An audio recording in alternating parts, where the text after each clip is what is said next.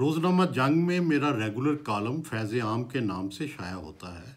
आज का जो कॉलम है उसका नाम है you too Brutus. Imran Khan बतौर क्रिकेटर रियासत पाकिस्तान की शान रहे हैं। वर्ल्ड कप जीतकर न सिर्फ पाकिस्तान का नाम रोशन किया बल्कि अवाम के दिलों में भी घर बना लिया। सियासत में आए तब भी उनकी शोहरत मिट्टी से जुड़े मुहिब वतन पाकिस्तानी की रही। मगर अब क्या हुआ है कि वो IMF से मुतालबा कर रहे हैं कि वो पाकिस्तान को कर्जा ना दे। हो सकता है कि उनका मकसद मौजूदा मुक़तदरा को झुकाना और नई हुकूमत को जमहूरी इक़्तिदार पर मजबूर करना हो। लेकिन फ़र्ज़ करें कि IMF उनका ये मुतालबा मान लेती है तो क्या सिर्फ मुक़तदरा और हुकूमत मुतासर होगी? नहीं जनाब, मुल्क डिफ़ॉल्ट हुआ तो फ़ौज को तो शायद कोई फ़र्क ना पड़े। बर्मा में कौन सा फ़र्क पड़ गया है? असल फ़र्क ताजर मज़दूर आम आदमी को पड़ेगा। एक्सपोर्ट इंपोर्ट बैठ जाएगी, रुपया डीवैल्यू हो जाएगा, हमारा हाल श्रीलंका जैसा हो जाएगा। मईशत और आवाम को नाकाबिल तलाफ़ी नुकसान पहुँचाकर PTI क्या फ़ायदा लेना चाहती है? फ़ौरन ये फ़ैसला वापस लिया जाए। इसके दिफा में जो कुछ कहा जा रहा है उसमें कोई वज़न नहीं। यादश बखैर मोहतरमा बेनज़ीर भुट्टो शहीद को शेक्सपियर का सियासी ड्रामा जूलियस सीज़र बहुत पसंद था। उन्हें इस ड्रामे के अक्सर डायलॉग अजबर थे। इस ड्रामे में जूलियस सीज़र के दो साथियों मार्क एंटनी और ब्रूटस की वफादारी और ख़ुद पसंद असूली मौक़िफ़ का तकाबल किया गया है। इमरान खान भी ऑक्सफोर्ड के तालीम याफ्ता हैं, उन्होंने भी इस ड्रामे को ज़रूर पढ़ा होगा। ब्रूटस जब जूलियस सीज़र पर खंजर का वार करता है तो ऐवान नुमाइंदगान की सीढ़ियों पर गिरते गिरते सीज़र अपने दोस्त ब्रूटस को उसकी बेवफाई पर यह ज़रबुल मिस्ल फ़िक्रा कहता है कि यू टू ब्रूटस। यही एक फ़िक्रा इमरान खान के लिए है कि उन जैसा मुहिब वतन रियासत और आवाम के ख़िलाफ़ इस हद तक क्यों जाए। भुट्टो फांसी के तख्ते पर झूल गया मगर एटमी प्रोग्राम के ख़िलाफ़ एक लफ्ज़ न बोला। बेनज़ीर भुट्टो की फ़ौज से लड़ाई और कशमकश रही मगर वो शुमाली कोरिया से मिज़ाइल टेक्नोलॉजी लेकर आई और एटमी प्रोग्राम की हिफाजत की। नवाज़ शरीफ के भी फ़ौज से इख्तलाफात रहे, उन्हें बहुत से राज मालूम थे मगर उन्होंने ज़बान ना खोली। इमरान खान के साथ सरासर ज़्यादती हो रही है मगर इसका मतलब ये नहीं कि वो रियासत और आवाम के ख़िलाफ़ IMF को ख़त लिखें। तहरीक इंसाफ वाले कह सकते हैं कि रियासत जो कुछ इमरान खान के साथ कर रही है उसका जवाब देना ज़रूरी है और हो सकता है कि IMF को ख़त लिखने से रियासती जबर का रास्ता रुक जाए।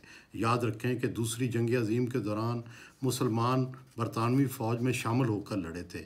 गांधी अपने हामियों को बरतानवी जंग में शरीक ना होने का मशवरा देते रहे। कायदे आज़म ने ऐसा कुछ ना किया और यूँ मुसलमानों की इन्हीं फ़ौजी खिदमात के हवाले से इस खित्ते को आज़ाद पाकिस्तान की शक्ल में नया मुल्क मिल गया। रियासत जुल्म भी ढाए, जबर भी करे, लाकानूनियत भी करे, नाइंसाफ़ी और धांधली भी करे, तब भी बैरूनी दुनिया से मदाखलत की दरख्वास्त करना अहले सियासत का शेवा नहीं होता। मुत्तहिदा हिंदुस्तान में एक बार उलमा ने अपने मुल्क को दारुल हरब या दारुल कुफर करार देकर अफ़गानिस्तान हिजरत का फतवा दिया था। न सिर्फ ये तहरीक नाकाम हुई बल्कि अफ़गानिस्तान हिजरत करने वाले सारे मुसलमान ज़लील ख़ार हो गए। अल जुल्फ़कार ने रियासत पर हमले किए तो नतीजा क्या निकला? अल जुल्फ़कार भी नाकाम हो गई और मुर्तज़ा भुट्टो भी दुनिया से नामुराद रुखसत हुए। कामयाब सियासत वतन की मिट्टी से जुड़े रहने, जुल्म की चिक्की में पिसने के बावजूद रियासत से वफ़ादारी निभाने का नाम है। इमरान खान 100% मुहिब वतन है। उन्होंने बतौर वज़ीर आज़म और बतौर सियासतदान एक भी ऐसा कदम नहीं उठाया जिससे उनकी हुब्बुल वतनी पर हर्फ आता हो। मगर ये IMF को ख़त उनकी सियासत के लिए नेक शगुन साबित नहीं होगा।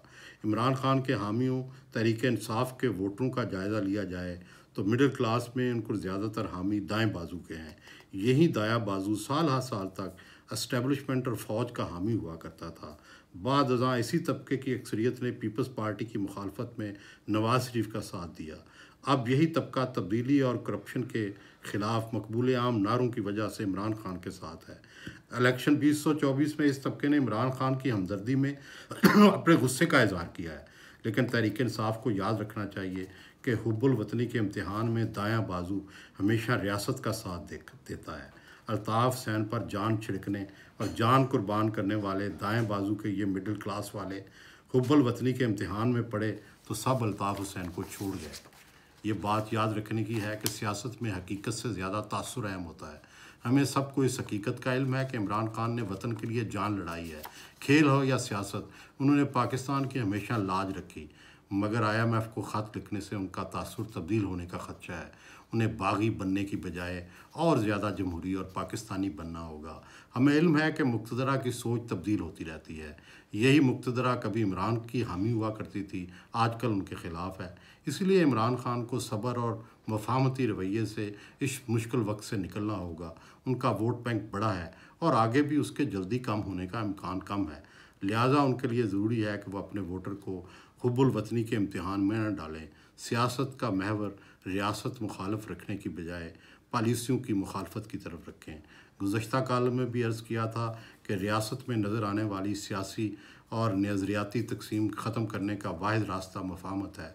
इमरान खान को जेल से निकाल कर बनी गाला में नज़रबंदी की सहूलत दी जाए और मुक़्तदरा उनसे मज़ाकरात करके उन्हें सियासी निज़ाम का हिस्सा बनने पर कायल करे।